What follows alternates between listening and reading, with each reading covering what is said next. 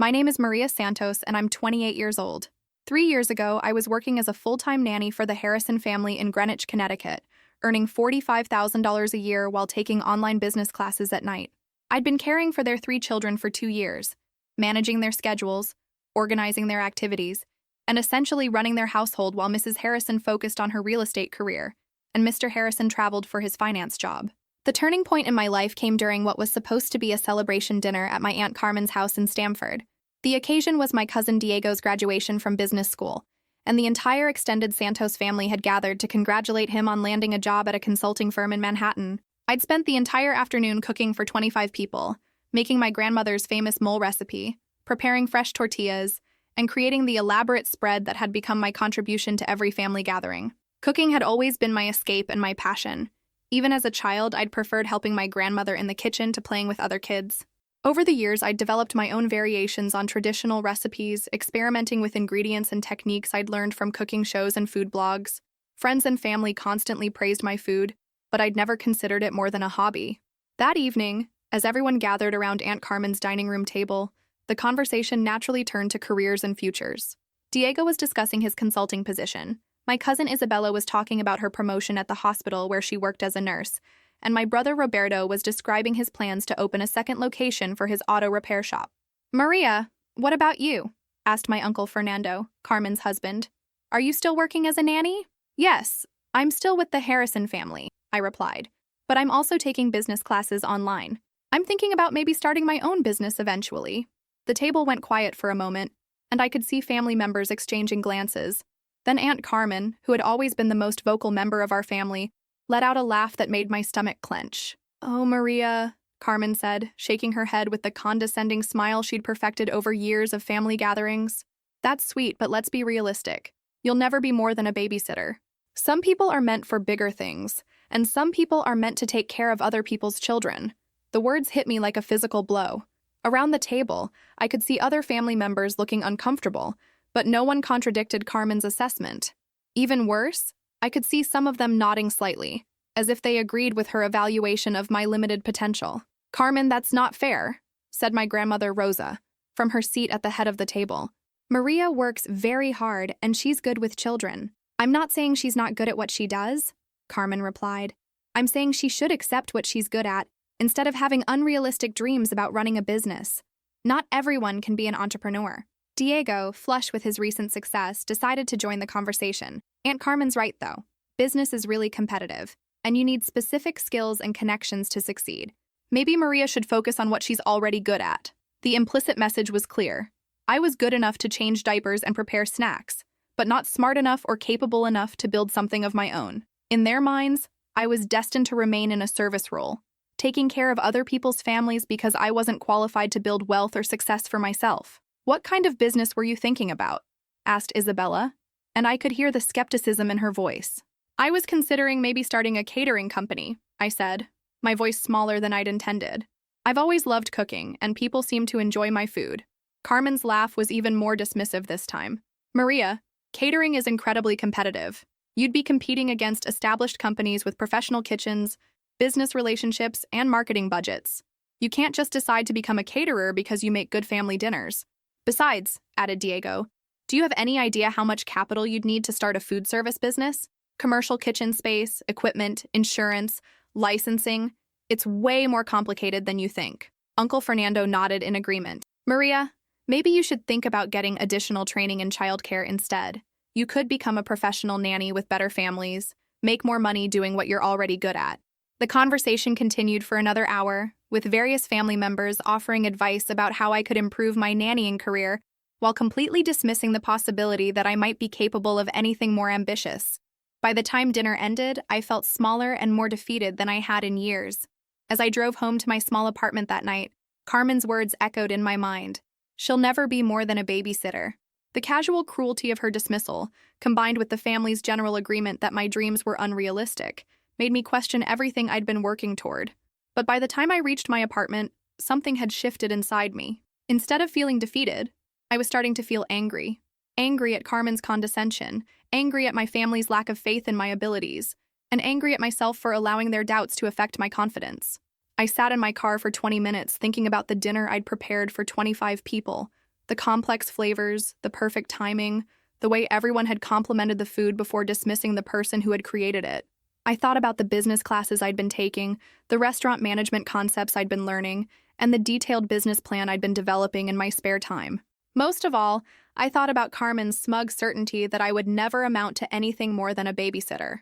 That night, I made a decision that would change the trajectory of my entire life. I was going to prove Carmen wrong, not through arguments or defensive explanations, but through success that would be impossible to dismiss or diminish.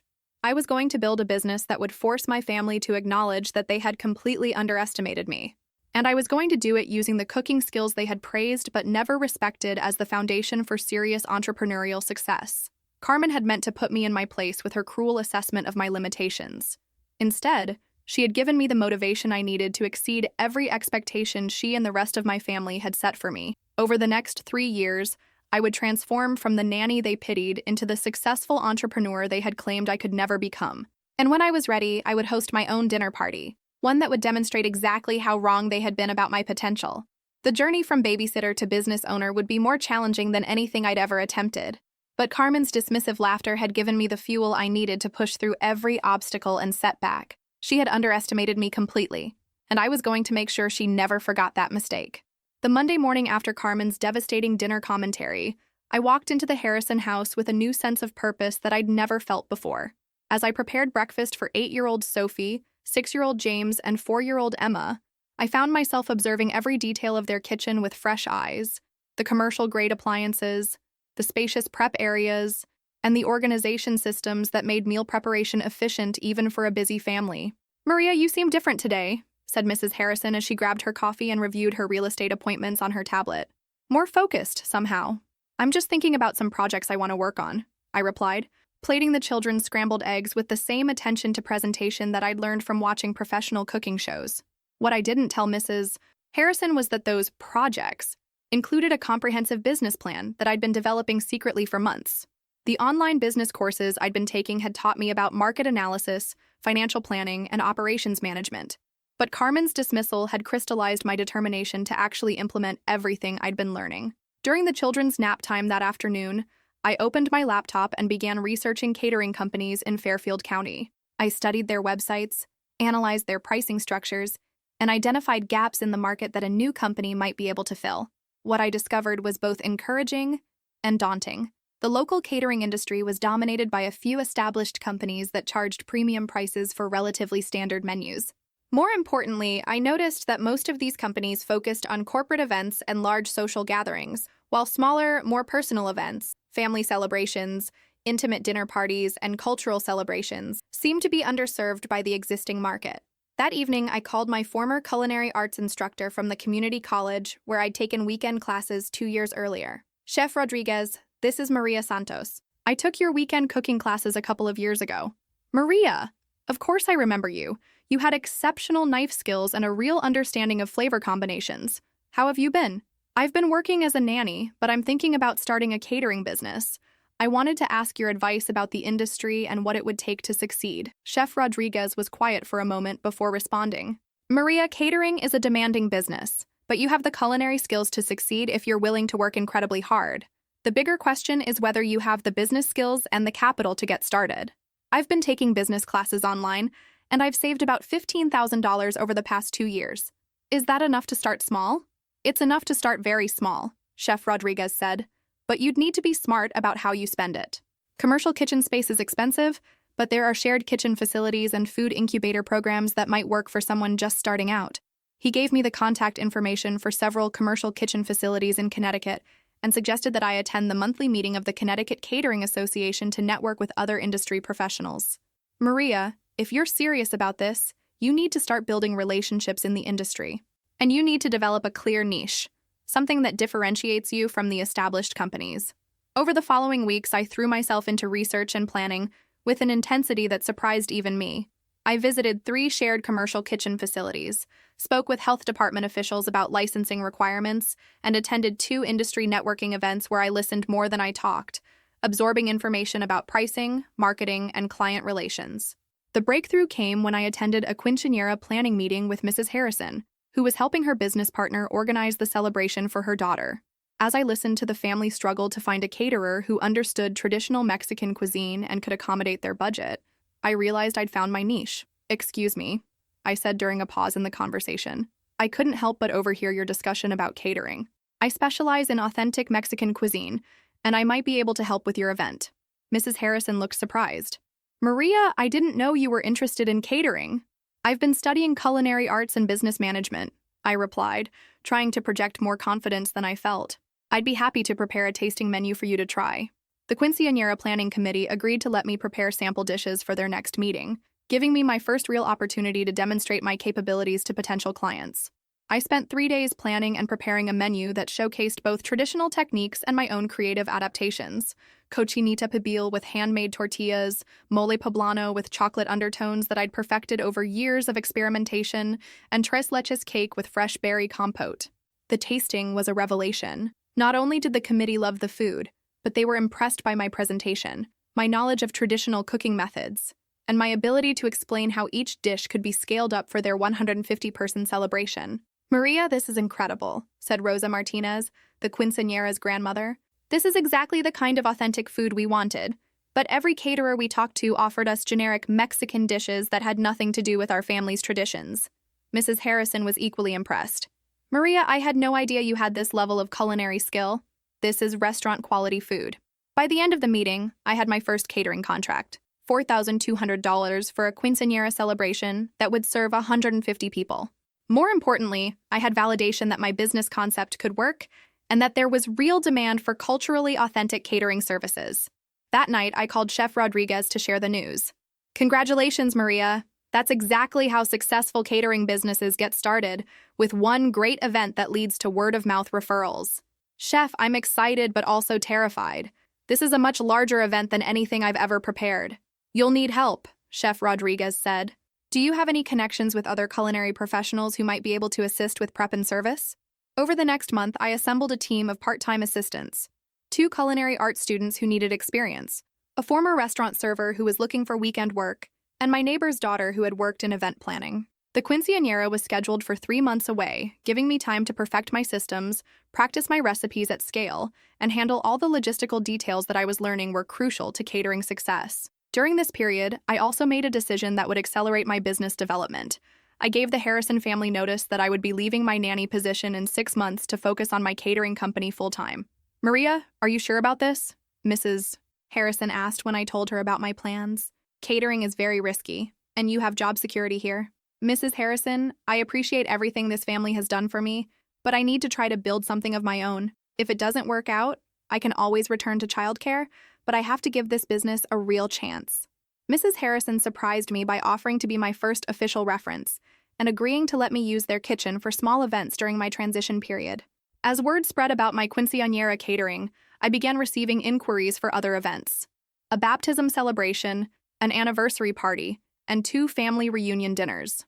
Each booking gave me more experience and confidence, while also providing the revenue I needed to invest in better equipment and marketing materials. 6 months after Carmen's dismissive dinner commentary, I was generating $2,000 per month in catering revenue while still working as a nanny. It wasn't enough to live on yet, but it was proof that my business concept was viable and that I was capable of managing both the culinary and business aspects of entrepreneurship. The real test would come when I left the security of my nanny position and committed to building my catering company full-time. But Carmen's cruel assessment of my limitations had given me the motivation to take risks I never would have considered before. I was no longer the insecure woman who had been devastated by her family's lack of faith in my abilities. I was becoming an entrepreneur who was proving them wrong, one successful event at a time. The best part was that they didn't know it yet. 18 months after Carmen's devastating dinner commentary, I was standing in my own commercial kitchen space in Stamford, Connecticut, coordinating 3 simultaneous catering events while managing a team of 8 part-time employees. Santos Authentic Catering had grown from a desperate dream into a thriving business that was generating over $30,000 per month in revenue. The transformation hadn't been easy. The first year of full-time entrepreneurship had been the most challenging period of my adult life, filled with 18-hour workdays, financial stress, and moments of self-doubt that made Carmen's cruel assessment seem prophetic. But each successful event had built my confidence and reputation, creating a momentum that was now carrying the business toward levels of success I'd never imagined possible. The breakthrough had come 8 months earlier when Santos Authentic Catering was hired to cater a corporate retreat for a Fortune 500 technology company. The event coordinator, Janet Walsh, had been struggling to find a caterer who could provide culturally diverse menu options for their international executive team. "Maria, we need someone who can prepare authentic cuisines from multiple Latin American countries," Janet had explained during our initial consultation. "Our executives are from Mexico, Colombia, Argentina, and Peru, and we want them to feel welcomed through food that reminds them of home." The challenge had required me to research and perfect dishes from 4 different culinary traditions, collaborating with cooks from each country to ensure authenticity and quality. The 3-day retreat had featured breakfasts, lunches, dinners, and reception foods that showcased the diversity and sophistication of Latin American cuisine. The event had been a spectacular success, leading to an exclusive catering contract with a technology company worth $180,000 annually. More importantly, it had established Santos Authentic Catering as the premier provider of culturally specific catering services in Fairfield County. "Maria, you've created something really special here," Janet had told me after the retreat concluded. These executives were amazed by the quality and authenticity of the food. Several of them said it was the best representation of their home cuisines they'd experienced outside of their own countries. The corporate contract had provided the financial stability I needed to invest in proper equipment, hire experienced staff, and move into a dedicated commercial kitchen facility. It had also generated referrals to other corporations and high-end private clients who valued authentic cultural cuisine over generic catering offerings. By year 2, Santos Authentic Catering was booking events 6 months in advance and had expanded beyond Mexican cuisine to offer authentic dishes from throughout Latin America, as well as fusion menus that combined traditional techniques with contemporary presentation. The business had also begun attracting attention from food industry publications and local media. Connecticut Magazine had featured Santos Authentic Catering in their Rising Stars section, describing my journey from nanny to successful entrepreneur as an inspiring example of how passion and determination can transform personal skills into professional success. "Maria Santos has identified an underserved niche in the Connecticut catering market," the article had noted. "Her commitment to culinary authenticity and cultural respect has created a loyal client base that appreciates both the quality of her food and the personal attention she provides to each event." The media coverage had generated additional business and speaking opportunities. I'd been invited to present at the Connecticut Small Business Development Center about ethnic food entrepreneurship, and I joined the board of the Connecticut Catering Association as their first Latina member. But the most satisfying aspect of my success was the financial independence it had provided. In 2 years, I'd gone from earning $45,000 as a nanny to generating over $350,000 in annual revenue through my catering business. After paying expenses and employee salaries, I was earning more money than anyone in my extended family except for Diego with his consulting job. More importantly, I'd used that financial success to invest in my future and my community. I'd purchased a small building in Stamford that housed both my commercial kitchen and a retail space where I sold prepared foods and cooking ingredients. I'd also established a scholarship fund for Latino students pursuing culinary arts education, contributing $10,000 annually to support the next generation of food entrepreneurs. The business had also allowed me to hire and mentor other women who were seeking economic independence through food service work. My core team included 3 single mothers who had been working in low-wage restaurant jobs, and I'd been able to offer them better pay, flexible schedules, and opportunities for skill development. "Maria, working for Santos Authentic has changed my life," said Carmen Rodriguez, one of my prep cooks who shared a name with my dismissive aunt but possessed none of her cruelty. "You've given me the chance to learn professional cooking techniques while earning enough money to support my family." The irony of employing someone named Carmen who appreciated my success rather than dismissing it wasn't lost on me.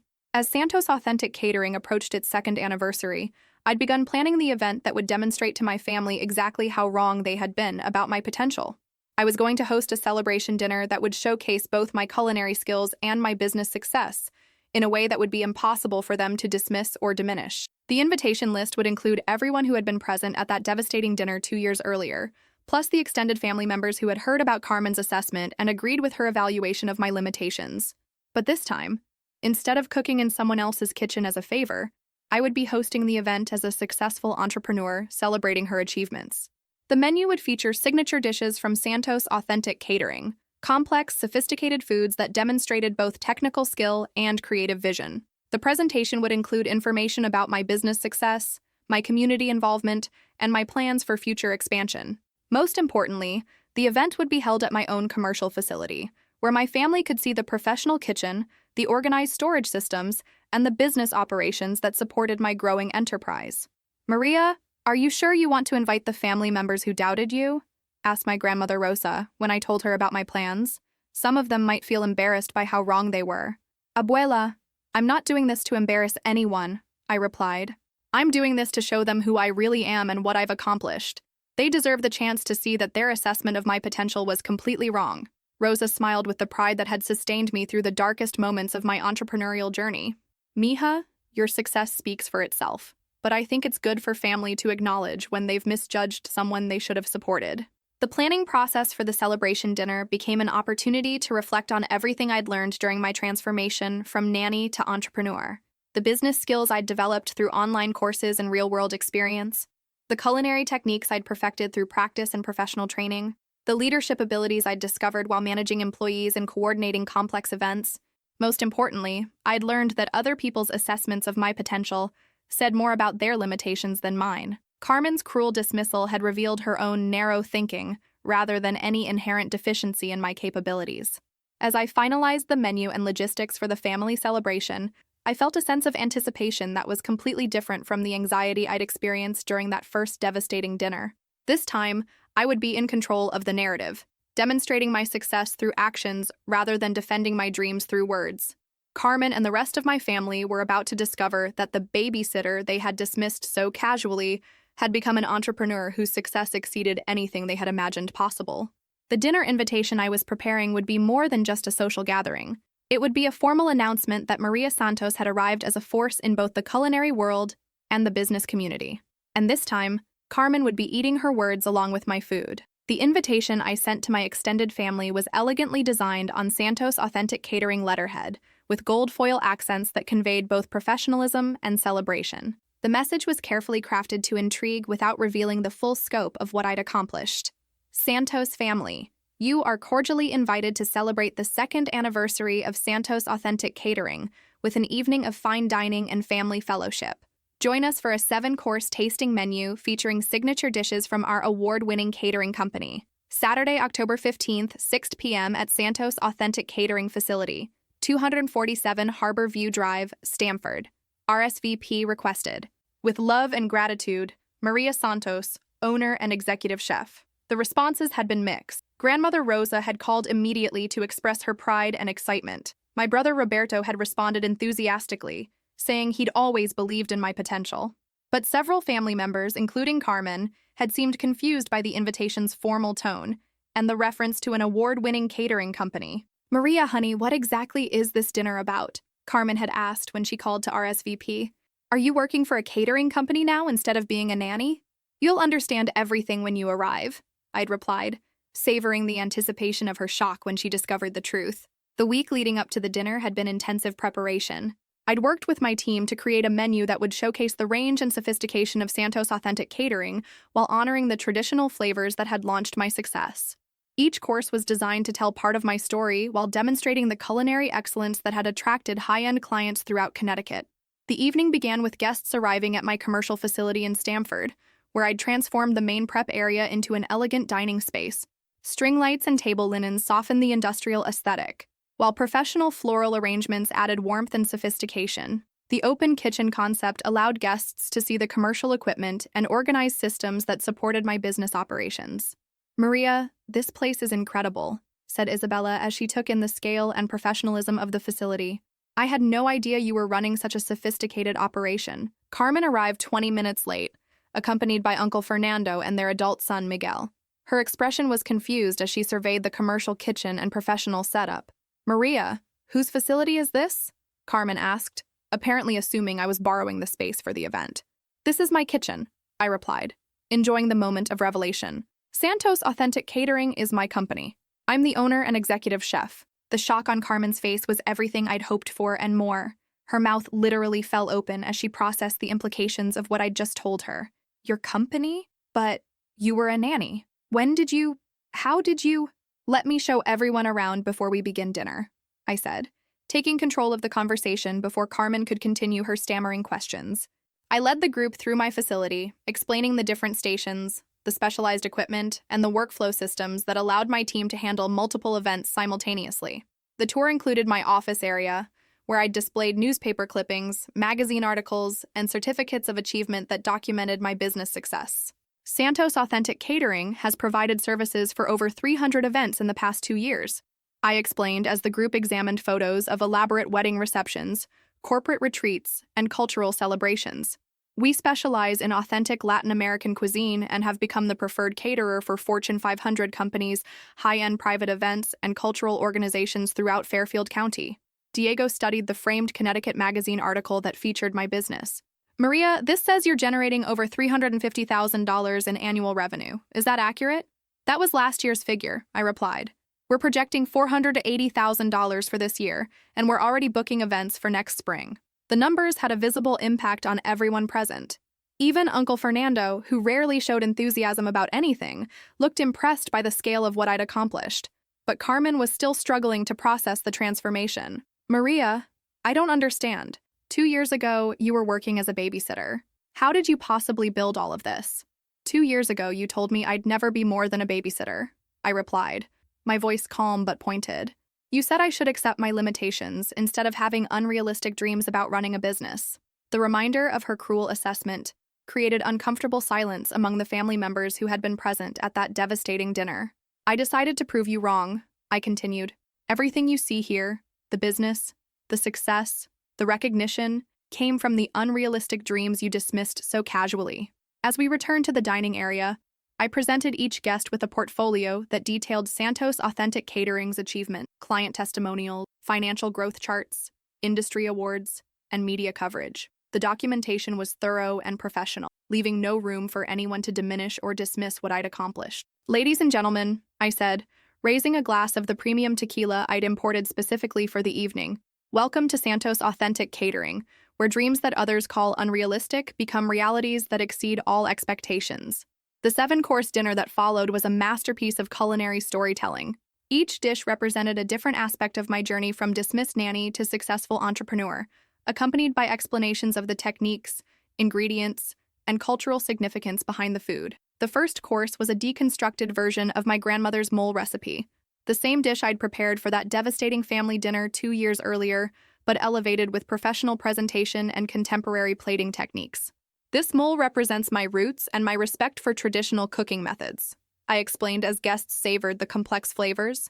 But the presentation demonstrates how I've learned to bridge traditional techniques with contemporary expectations. Each subsequent course built on that theme. Ceviche prepared tableside with dry ice for dramatic effect, handmade pasta with poblano cream sauce that combined Mexican and Italian influences, short ribs braised in chocolate, and chilies that showcased advanced cooking techniques, and a dessert course that reimagined tres leches cake as an elegant plated dessert with artistic garnishes. Between courses, I shared stories about building the business, the first quinceañera that gave me confidence, the corporate contract that provided financial stability, the media recognition that established my reputation, and the team of employees who had helped transform my vision into reality. The most important lesson I've learned, I said as we approached the final course, is that other people's assessments of your potential often reflect their own limitations rather than yours. When someone tells you that you'll never be more than something, they're really telling you about the boundaries of their own imagination. Carmen had been increasingly quiet throughout the evening, clearly struggling with the cognitive dissonance between her remembered assessment of my limitations and the undeniable evidence of my success. As the evening concluded, family members approached me individually to offer congratulations and apologies for their earlier doubts. Maria, I owe you an apology, said Diego, his successful consulting career suddenly seeming less impressive compared to my entrepreneurial achievements. I was wrong to suggest that you weren't capable of building a business. What you've accomplished here is incredible. Maria, I'm ashamed of how we dismissed your dreams, said Uncle Fernando. You've built something remarkable, and you did it despite our lack of support.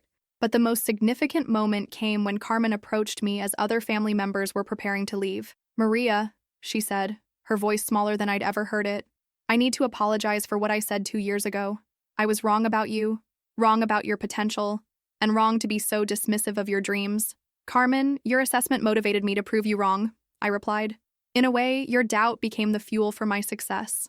I don't deserve credit for your achievements, Carmen said, tears forming in her eyes. I was cruel and narrow-minded, and I almost convinced you to give up on yourself. But I didn't give up, I pointed out. And now you know that the babysitter you dismissed so easily has become an entrepreneur whose success exceeds anything you imagined possible. As the evening ended, I stood in my commercial kitchen surrounded by the evidence of everything I'd built, the professional equipment, the industry recognition, the financial success, and most importantly, the knowledge that I'd proven wrong everyone who had doubted my potential. Carmen's cruel laughter from 2 years earlier had been intended to put me in my place. Instead, it had inspired me to create a place of my own, a place where dreams that others called unrealistic became the foundation for success that exceeded all expectations. The dinner had been more than just a celebration of my business achievements. It had been a formal announcement that Maria Santos had arrived as a force in both the culinary world and the entrepreneurial community. Despite the family members who had tried to convince her, she was destined for something smaller. Sometimes the best revenge is simply becoming everything that others claimed you could never be. 2 years after the triumphant dinner that had forced my family to confront their misjudgment of my potential, I was standing before a crowd of 200 people at the Connecticut Small Business Awards ceremony, having just been named Entrepreneur of the Year for building Santos Authentic Catering into a $1 million enterprise that employed 25 people and served clients throughout the Northeast. The transformation from dismissed nanny to recognized business leader had exceeded even my most ambitious dreams.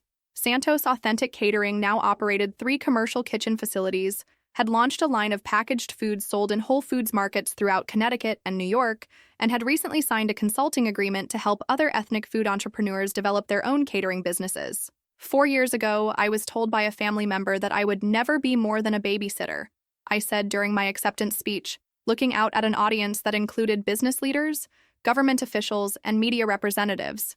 Tonight, I'm receiving an award for building a business that has created jobs, served thousands of clients, and demonstrated that entrepreneurial success is possible for anyone willing to work for it. The speech had generated a standing ovation and had been covered by business publications throughout the region. But more satisfying than the public recognition was the knowledge that my success had created opportunities for other people who had been dismissed or underestimated by those who should have supported them. The Santos Foundation, which I'd established the previous year, had awarded $50,000 in scholarships to Latino students pursuing culinary and business education. The foundation also provided microloans and mentorship to women starting food-related businesses, helping them avoid some of the obstacles I'd faced during my early entrepreneurial journey. Maria Santos represents the best of American entrepreneurship, Governor Patricia Williams had said during the awards ceremony. Her success demonstrates that innovation and determination can transform individual dreams into community assets that benefit everyone. The recognition had been gratifying, but the most meaningful aspect of my continued success was the relationships I'd rebuilt and strengthened within my own family. The dinner that had exposed their misjudgments had ultimately led to deeper, more honest connections based on mutual respect, rather than condescending assumptions. Carmen had become one of my most enthusiastic supporters, frequently sharing social media posts about Santos Authentic Catering and recommending my services to her friends and professional contacts. More importantly, she'd used her own experience with misjudging me as a teaching moment for her children about the importance of supporting family members' dreams rather than dismissing them. I learned something important from my mistake with Maria, Carmen had told her daughter during a recent family gathering that I'd overheard. When someone you love shares their dreams with you, your job is to encourage them, not to convince them that their dreams are too big. The transformation in family dynamics had extended beyond just Carmen. Diego had asked me to cater his wedding, specifically requesting that I design a menu that honored both our Mexican heritage and his fiancé's Colombian background. Uncle Fernando had invested $25,000 in Santos Authentic Catering's expansion, becoming one of my business partners. And Isabella had left her hospital job to join my company as operations manager, bringing her organizational skills and healthcare experience to help manage our growing workforce. Maria, working with you has taught me things about business that I never learned in nursing, Isabella had told me during our weekly planning meeting. You've created something that goes beyond just financial success. You've built a community. The community Isabella referenced had indeed become central to Santos Authentic Catering's identity. Beyond providing jobs and services, the company had become a gathering place for Latino entrepreneurs, a supporter of cultural events, and an advocate for immigration reform that would help undocumented workers in the food service industry. The business had also expanded internationally. I'd recently signed agreements to provide catering services for Mexican cultural centers in Toronto and Montreal, and I was planning to open a Santos Authentic Catering location in Mexico City that would serve American expatriates seeking familiar foods from home. "Maria, you've created something that transcends borders and brings people together through food," said Chef Rodriguez, my former instructor who had become an official advisor to my company. That's the highest achievement any chef can reach. But perhaps the most satisfying development had been the mentorship relationships I developed with young women who reminded me of myself 4 years earlier. Hardworking, ambitious, but lacking confidence and support from the people who should have believed in them. Jessica Martinez was a 26-year-old former hotel housekeeper who had approached me after reading about Santos Authentic Catering in Latina magazine. She'd been working as domestic help while taking business classes at night, dreaming of starting her own cleaning service, but facing discouragement from family members who thought her goals were unrealistic. "Mrs. Santos, everyone tells me I should be grateful for steady work and stop trying to reach beyond my station," Jessica had told me during our first meeting. "But I know I can build something bigger if someone will just give me a chance." I'd hired Jessica as an administrative assistant and had spent the past year teaching her about business operations, financial management, and strategic planning. 6 months ago, I'd helped her launch Martinez Professional Services, a commercial cleaning company that specialized in serving restaurants and catering facilities. "Maria, you saw potential in me that I couldn't see in myself," Jessica had said when her cleaning company landed its first major contract. "You taught me that other people's limitations don't have to become my limitations." Similar stories had multiplied as Santos Authentic Catering had grown and gained recognition. I'd become a mentor, investor, and advocate for dozens of women who were transforming service jobs into entrepreneurial opportunities. The ripple effects had extended throughout my community. The success of Santos Authentic Catering had inspired other Latino-owned businesses to expand their ambitions and had attracted investors who were specifically interested in supporting minority entrepreneurs. "Maria Santos has changed the conversation about what's possible for immigrant families in Connecticut," said Maria Gonzalez, director of the Connecticut Latino Business Association, during a recent conference. "Her success has opened doors for other entrepreneurs who might have settled for smaller dreams." 5 years after Carmen's cruel dismissal of my potential, I was scheduled to be the keynote speaker at the National Association of Catering Executives Conference in Las Vegas, where I would address 1,500 industry professionals about building authentic cultural cuisine brands in competitive markets. The speech would be titled "From Babysitter to Business Leader, Transforming Doubt into Determination," and it would include the story of how family skepticism had motivated me to exceed every expectation that had been set for my life. "The most important lesson I've learned," I plan to tell the audience, "is that when someone tells you that you'll never be more than something, they're really telling you about the limitations of their own vision, not the boundaries of your potential." The week before the Las Vegas conference, I hosted another family dinner, not to prove my success this time, but to celebrate how far all of us had come in understanding and supporting each other's dreams. The dinner was held at my newest facility, a 10,000-square-foot event space that served as both a catering kitchen and a venue for weddings and corporate events. The menu featured dishes from every country represented in my extended family's heritage, prepared by the diverse team of chefs I'd recruited from throughout Latin America. As I looked around the table at family members who had transformed from skeptics into supporters, I reflected on the journey that had brought us to this point.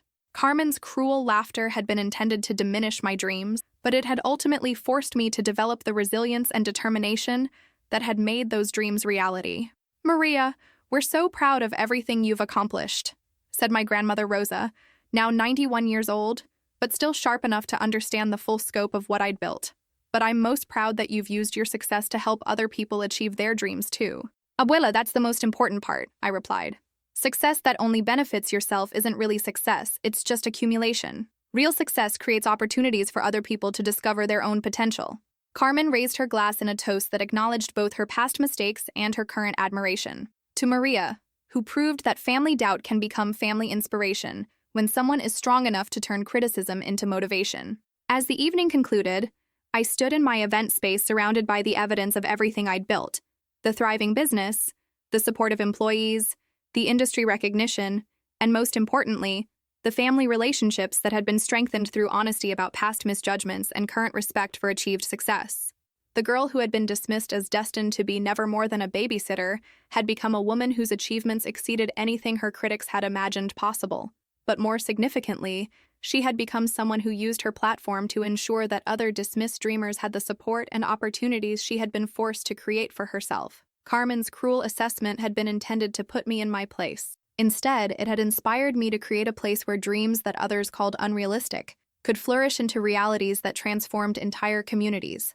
Sometimes the best revenge is not just proving your critics wrong, but using your success to ensure that the next generation of dreamers never has to prove themselves alone. The legacy I was building would ensure that no young woman in my community would ever again be told that her dreams were too big, her ambitions unrealistic, or her potential limited by other people's narrow vision of what she could become. That was the most satisfying victory of all.